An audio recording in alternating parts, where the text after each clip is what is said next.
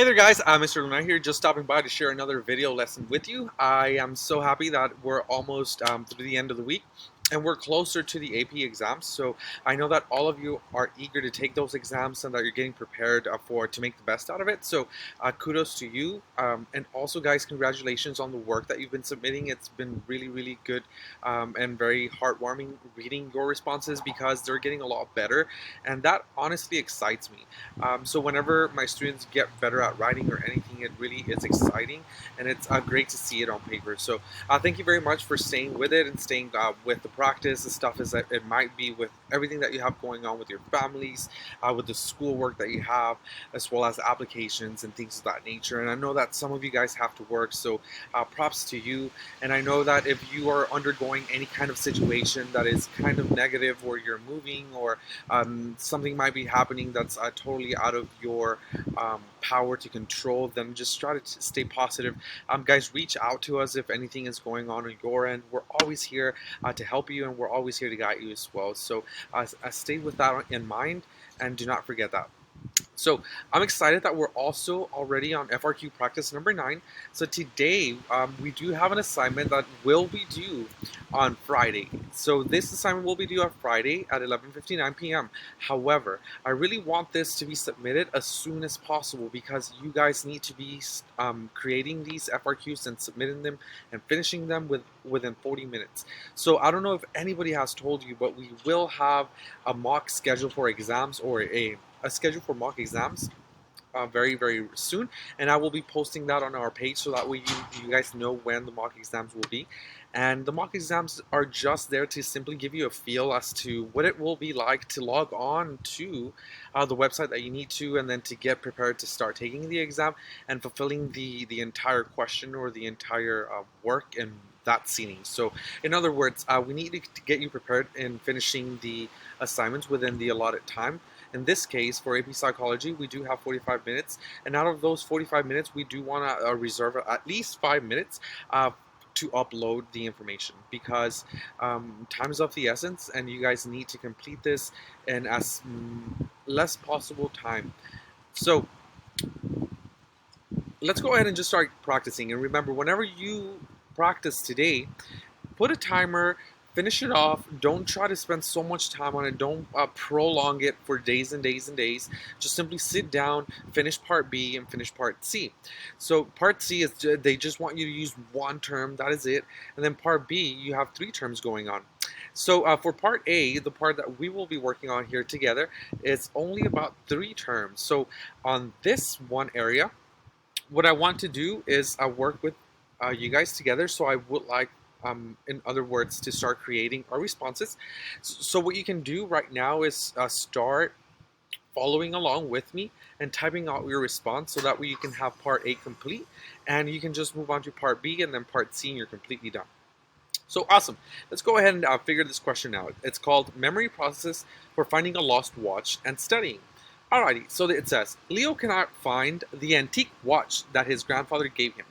He put it in a hiding spot for safekeeping, but now he cannot recall where he placed the watch. He often hides valuable items and has lost track of them in the same way in the past. Instead of looking for the watch at the moment, however, he should be studying for his physics exam. The exam is tomorrow, but Leo has waited until the last minute to prepare. Awesome. Okay, so Leo is going through major crisis, right? He has lost the watch his grandfather gave him, and he thinks he had put it in a certain spot for safekeeping, but he doesn't remember what this spot is anymore. He often loses valuables and then remembers where he puts them. So right now, he also knows that he has a test to study for, because it's very soon, and it's coming up tomorrow. So we need to use the following. So it says, how can the following help or hinder Leo's effort to locate his grandfather's watch? So how can we help or not help? So proactive interference, retrospective memory, and then methodology. So we need to use those 3 terms. And then for part B, how can Leo utilize the following techniques to help him build his physics exam for other exams in the future? So how can we help Leo just get better techniques to study in the future for his exams? And we need to start using distributed practice. We need to use elaborative rehearsal, and mnemonic devices. Awesome. And then part C just consists of if Leo looks at his physician and is surprised by the exam questions, or physics exam, I'm sorry, and is surprised by the exam questions, why might he question the following? Content validity. All right, so we need to use 7 words: proactive interference, retrospective memory, method of Loki, distributed practice, elaborated rehearsal, mnemonic devices, and content validity. All of these ideas or concepts come straight direct from unit number 5. So I would suggest you guys look at unit number 5. Unit number 5 is cognition, and it will have all the information and details that are needed. I have posted the information, the PowerPoints, along the unit on the appropriate channel. So if you go to this channel, unit 5, you can find all of the PowerPoints for cognition, as well as the key terms for cognition, and all of the goodies that you need in order to start remembering properly. Now, if you don't remember what these words were, let's go ahead and cover them really briefly. So proactive interference, remember, proactive interference involves forgetting newer information because it is similar to the old information already stored.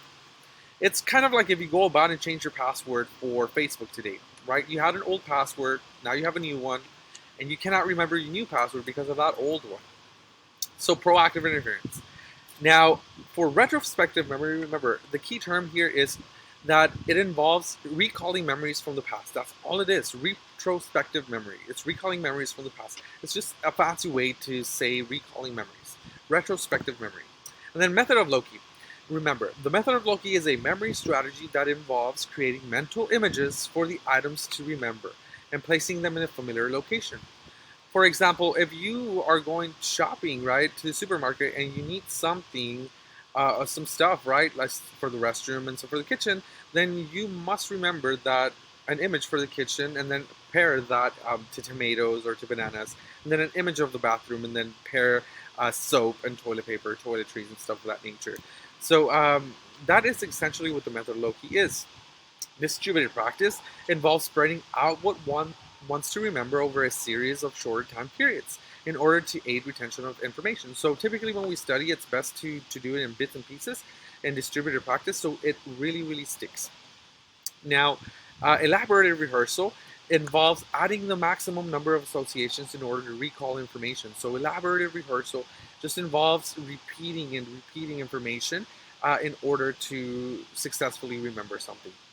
A mnemonic device is a memory retrieval cue in order to really remember information that is hard, often hard. So, uh, kind of like the mnemonic Roy G. Biv for the rainbow colors. So Roy G. Biv, we know that it starts with red, orange, so on and so forth because of, uh, of the one mnemonic. So, mnemonic devices.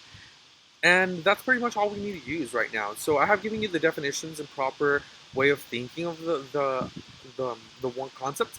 But right now what we're going to do is really jump into part A. So we want to really explain together how the following can hinder or it actually can help Leo with his efforts. So let's go ahead and check it out. When we're trying to answer part A, remember, all we need to do is simply one, define proactive interference, and then connect it to what's going on with the scenario. So, for example, we would do something like proactive interference involves difficulty remembering recent information because older information is getting in the way of newer information. Done. That is our definition. Because Leo often hides his objects in different locations in his home, he cannot recall the latest item's location. He is likely confusing it with a former location in which he hid something in the past, making it unlikely that he will find the watch. Perfect. So we have talked and defined proactive interference and how it relates to the situation that Leo is undergoing. So now we're moving on to retrospective memory.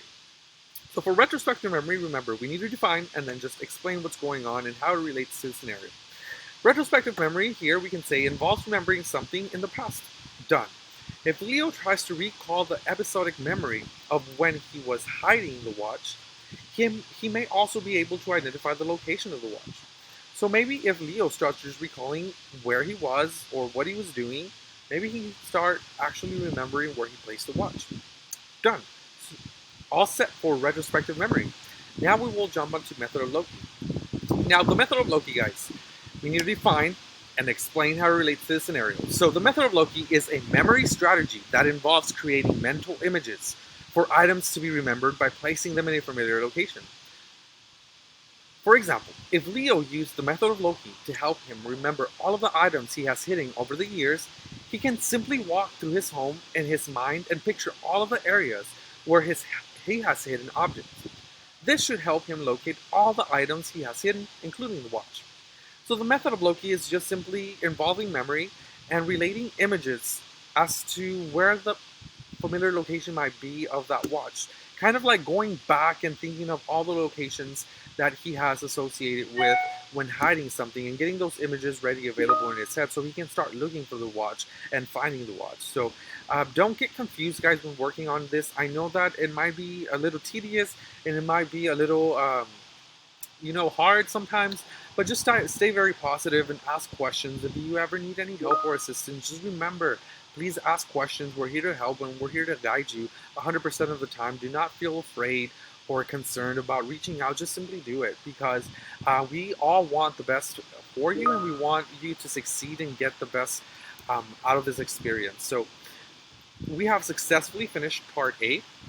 So part A is completely done, and now what you guys need to do is take care of part B and then part C.